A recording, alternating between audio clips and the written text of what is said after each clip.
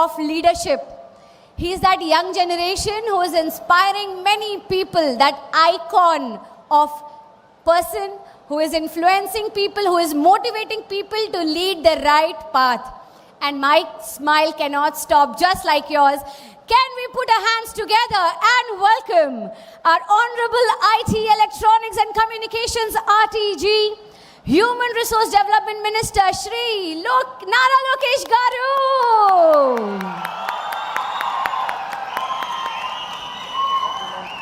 Sir, thank you.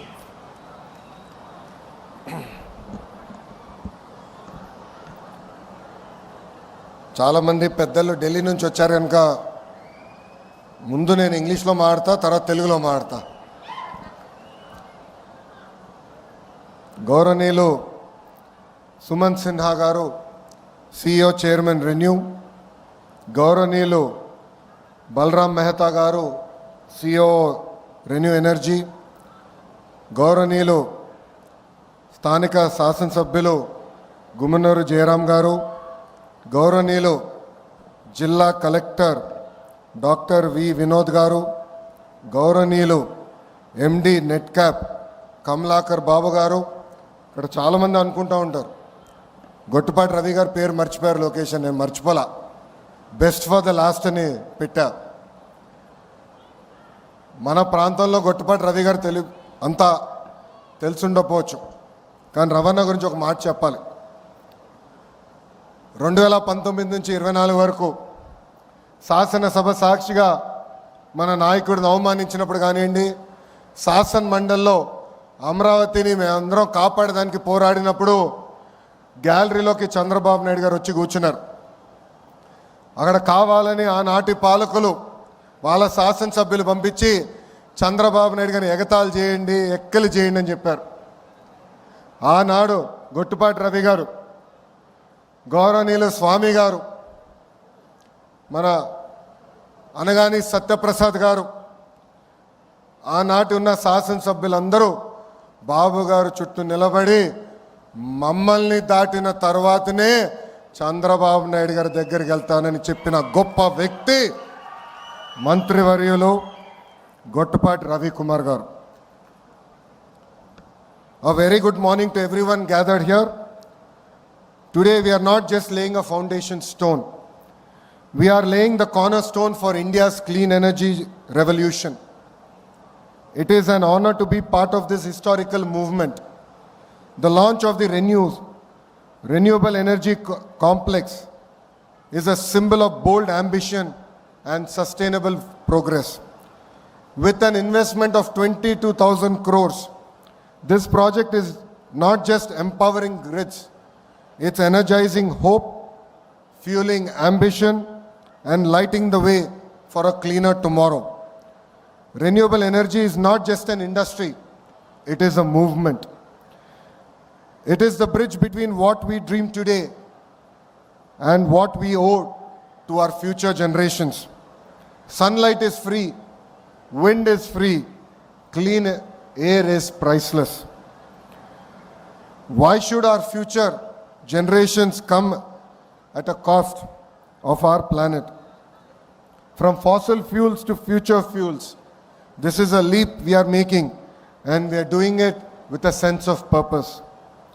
Every megawatt generated here is a message to the world that India leads from the front and Andhra Pradesh stands at the helm.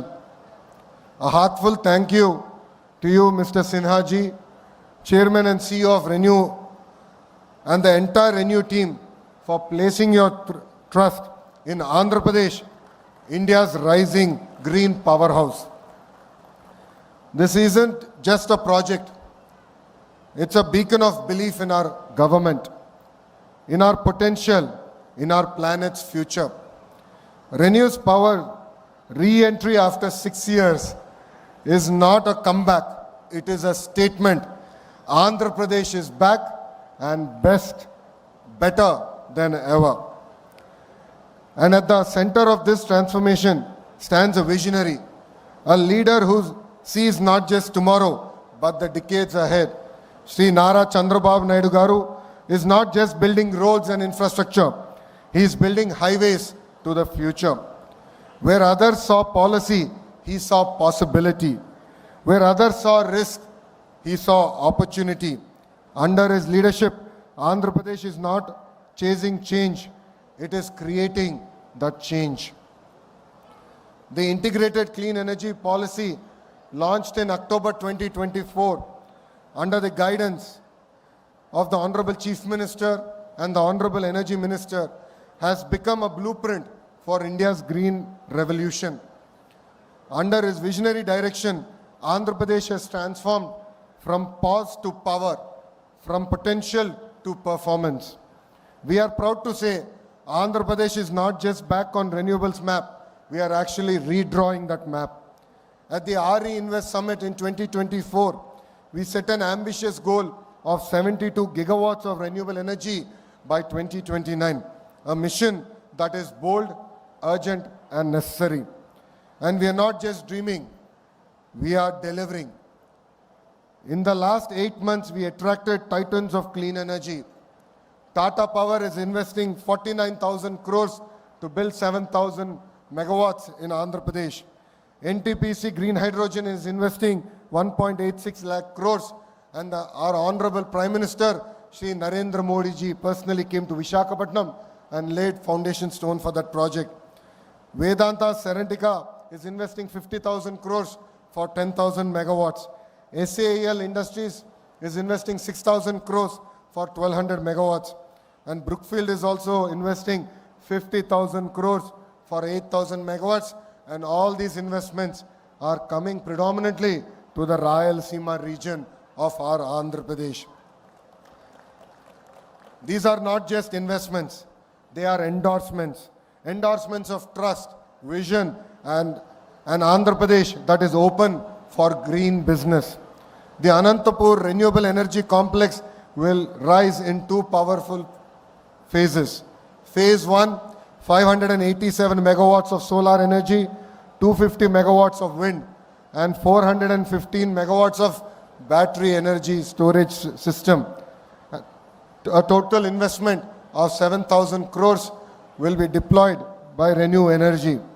And combining with phase 2, a total 1,800 megawatts of solar, 1 gigawatt of wind, 2,000 megawatts of battery energy storage systems with a total investment of 22,000 crores will only come to the Rayalaseema region of Andhra Pradesh.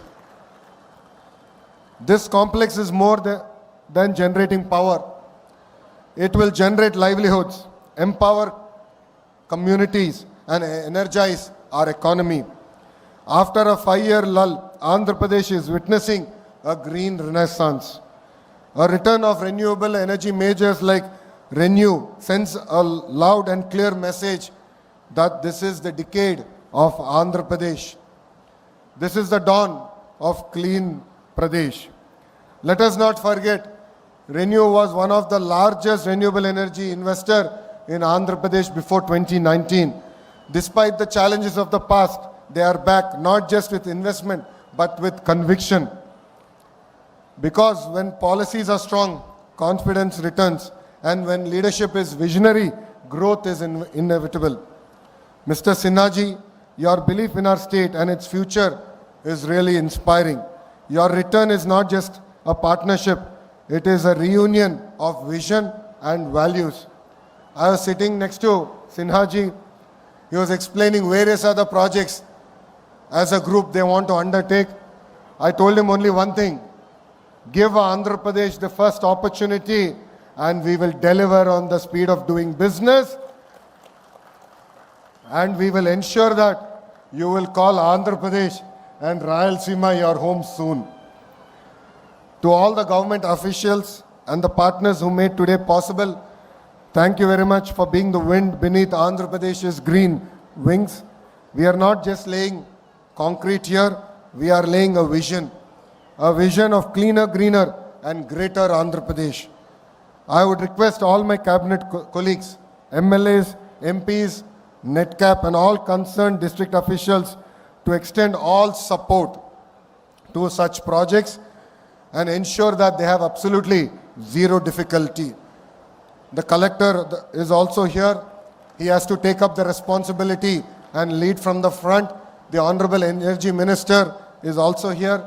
Any support that is required, we are more than willing to extend. Every step taken today to support investors during project execution will go a long way in establishing us as a leading state in renewable energy deployment and a hub for clean energy. Together, let us rise, let us lead, and let us leave behind a legacy not of pollution but of power with a sense of purpose. ఇప్పుడు ఇక్కడున్న రైతులందరినీ ఉద్దేశించి నేను మాట్లాడాలనుకుంటున్నా. 2014లో రాష్ట్ర విభజన జరిగినప్పుడు కట్టుబట్టలతో మెడబట్టి మనం బయటికి గెంటేశారు. రాజధాని ఎక్కడ ఉండాలో కూడా చెప్పని పరిస్థితి. ఆనాడు చంద్రబాబు నాయుడు గారు ఆంధ్రులందరినీ ఒప్పించి ఒకే రాష్ట్రం ఒకే రాజధాని కానీ అభివృద్ధి వికేంద్రీకరణ నినాదం తీసుకున్నాం. దాంట్లో భాగంగా అనంతపూర్కి కియా మోటార్స్ని తీసుకొచ్చాం. ఆనాడే అనంతపూర్ జిల్లాకి జాకీ లాంటి పరిశ్రమలు తీసుకొచ్చాం. ఏకంగా అనంతపూర్ కర్నూలు జిల్లాని రెన్యూవబుల్ ఎనర్జీ హబ్గా తీర్చిదిద్దాల లక్ష్యంతో అడుగులు వేసాం, పునాదులు వేసాం. కానీ ఒక్క అవకాశం అన్న మాట ఎన్ని గడిచిన 5 సంవత్సరాలు రాష్ట్రం దారి తప్పింది. దానివల్ల తీవ్రంగా నష్టపోయింది ఆంధ్ర యువకులు. ఎక్కడ ఉద్యోగాలు ఉపాధి లేని పరిస్థితి. చాలామంది నన్ను అడిగారు, 5 సంవత్సరాలు మనం ఇబ్బంది పడ్డాం, మన దగ్గర బెంగళూరు లేదు, చెన్నై లేదు, హైదరాబాద్ లేదు, మన పరిస్థితి ఎలా ఉంటుందని.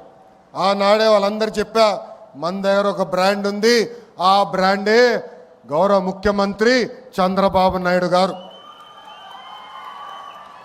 ఈరోజు సిన్హా గారు ఇంత దూరం వచ్చి ఈ ప్రాజెక్ట్ ఆంధ్ర రాష్ట్రంలో పెడుతున్నారంటే దానికి కారణం మన బ్రాండ్ బాబు.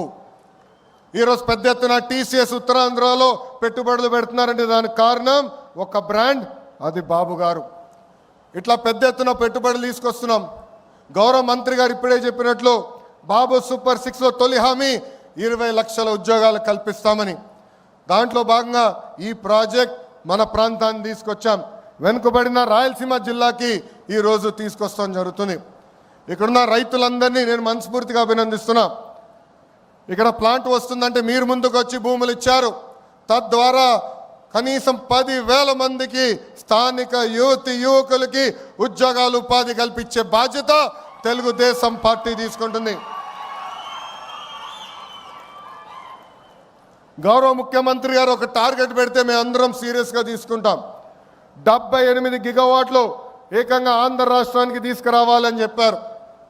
విద్యాశాఖ మంత్రిగా నేను అధికారులకు ఆదేశాలు జారీ చేశాను. కంపెనీలతో సెంటర్ ఆఫ్ ఎక్సలెన్స్ ఏర్పాటు చేశాం. వాళ్ళకు కావాల్సిన దానికి మన యువకులను తీసుకుని ట్రైనింగ్ అందజేసి ఏకంగా వాళ్ళ కంపెనీలోనే ఉద్యోగాలు ఉపాధి కల్పించే బాధ్యత మేము తీసుకుంటాం. ఈ ప్రాజెక్ట్ వల్ల రాబోయే రోజుల్లో మన కరెంటు ఛార్జీలు తగ్గుతాయి. గడిచిన 5 సంవత్సరాలు 1 మెగావాట్ కూడా రాలేదు, 1 బ్యాటరీ స్టోరేజ్ సిస్టమ్ రాలేదు. గడిచిన 5 సంవత్సరాలు వాళ్ళు చేసిన తప్పుల వల్ల ఈరోజు మనందరం ఏకంగా భారం పడుతుంది, మన పైన పడింది. మనం డబ్బులు చెల్లించాల్సిన పరిస్థితి వస్తుంది.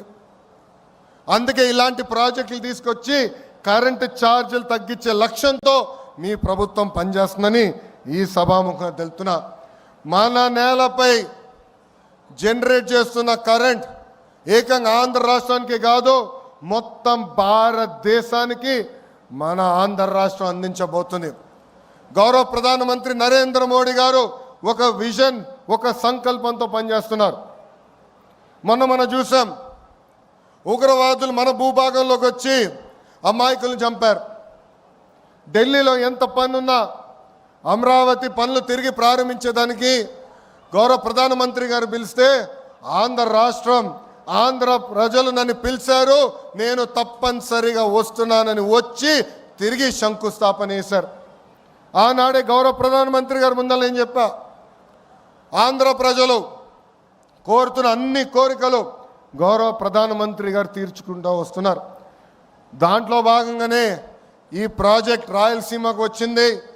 త్వరలో కర్నూలు కూడా హైకోర్టు బెంచ్ తీసుకొస్తాం.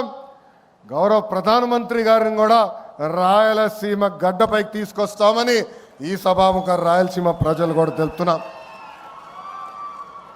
గడిచిన 5 సంవత్సరాలు రోడ్లు కాదు, రోడ్ల పైన పడిన గుంతలు కూడా రిపేర్ చేయలేదు. గడిచిన 5 సంవత్సరాలు ఒక్క పెట్టుబడి రాలేదు, ఒక్క ఐటీ కంపెనీ తీసుకురాలేదు. పొద్దున్న లేచిన దగ్గర నుంచి రాత్రి వరకు మేము అన్ని తలుపులు తడుతున్నాం, అన్ని గడపలు తొక్కుతున్నాం. దాంట్లో భాగంగా నేను డావోస్కి వెళ్ళా. సిన్హా గారు గౌరవంగా నన్ను భోజనం పెట్టి పిలిచారు. ఆ భోజనంలో ఆయన ఒకటే చెప్పారు, గడిచిన 5 సంవత్సరాలు ఎన్ని కష్టాలు పడ్డాం, కానీ ఈసారి బాబు గారు తిరిగి వచ్చారు, నువ్వు అడుగుతున్నావు, అందుకే నేను ఆంధ్ర రాష్ట్రంలో పెట్టుబడి పెడతా, ప్రత్యేకంగా రాయలసీమ ప్రాంతంలో పెట్టుబడి పెడతానని చెప్తాం జరిగింది. సిన్హా గారినే కాదు, టాటా సన్స్ చైర్మన్ చంద్ర గారిని కూడా కలిసా. 3 గంటల సేపు ఆయన ఆఫీస్లో నేను కూర్చుని మాట్లాడా. దాంట్లో భాగంగానే టాటా ఎనర్జీ వచ్చింది, టీసీఎస్ వచ్చింది, ఇంకా అనేక పెట్టుబడులు కూడా టాటా లాంటి సంస్థలు పెడుతున్నాయి. ఇవన్నీ మీకు ఎందుకు చెప్తున్నానంటే, ఇక్కడ చాలామంది నిరుద్యోగ యువకులు ఉన్నారు, తల్లిదండ్రులు ఉన్నారు. ఒక లక్ష్యంతో మేము పనిచేస్తున్నాం, ఒక కసితో మేము పనిచేస్తున్నాం. అది 20 లక్షల ఉద్యోగాలు ఆంధ్ర రాష్ట్రానికి తీసుకొచ్చేదానికి. డిఎస్సి నోటిఫికేషన్ ఇచ్చాం, 16,347 టీచర్ పోస్టులు కూడా వచ్చే నెలలో భర్తీ చేసే బాధ్యత కూడా కూటమి ప్రభుత్వం తీసుకుంటుందని ఈ సభాముఖ నిరుద్యోగ యువకులందరికీ హామీ ఇస్తూ, నాకు ఇంత అద్భుతమైన అవకాశం ఇచ్చిన మీ అందరికీ పేరు పేరున నా హృదయపూర్వక ధన్యవాదాలు తెలుపుకుంటూ, ఇలాంటి పెద్ద పరిశ్రమలు వచ్చినప్పుడు ఆహ్వానించాలి, పెట్టుబడులు పెట్టించాలి. సమస్యలు ఉండొచ్చు, మేమందరం ఉన్నాం పరిష్కరించేదానికి. గౌరవ శాసనసభ్యులు ఉన్నారు, మంత్రి గారు ఉన్నారు, నేనున్నాను, మీకు అండగా నిలబడతాం, మీ తరపున మేము మాడతాం. కానీ పెట్టుబడి రావాలి, పెట్టుబడులు వస్తేనే మన పిల్లలకి ఉద్యోగాలు వస్తాయి. దయచేసి ఇది అందరూ గుర్తుపెట్టుకోవాలని ఈ సభాముఖం మీ అందరు తెలుపుకుంటూ మీ అందరి దగ్గర నుంచి సెలవు తీసుకుంటున్నా. అందరికీ నమస్కారం. జై హింద్, జై హింద్, వందే వందే. అందరికీ నమస్కారం.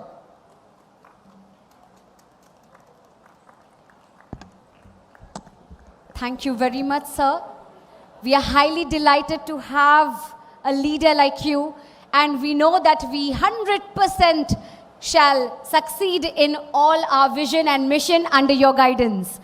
And now, to sum up this event, I would like to call Mr. Balram to please address as the vote of thank and conclude, and also talk